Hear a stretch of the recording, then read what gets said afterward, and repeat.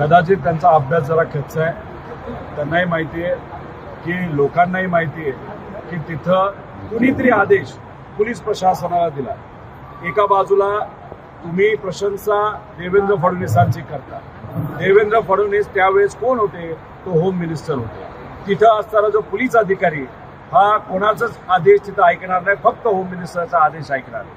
अख्ख्या जगाने बघितलेलं आहे त्या पोलीस अधिकाऱ्याला वरिष्ठ एका व्यक्तीचा कोणाचा तरी फोन आला आणि होम मिनिस्टर त्यांच्या कार्यालयातून कुणी फोन केल्याशिवाय कुठलाही अधिकारी हा तिथं दंडाशाही नाही तर आपण ज्याला लाठीचार्ज म्हणतो लाठीचार्ज करणार नाही. उलट तिथं आदेश हा होम मंत्रालयातून आला आणि तिथं त्या पद्धतीचं वातावरण हे झालेलं आपण सर्वांनी बघितलं.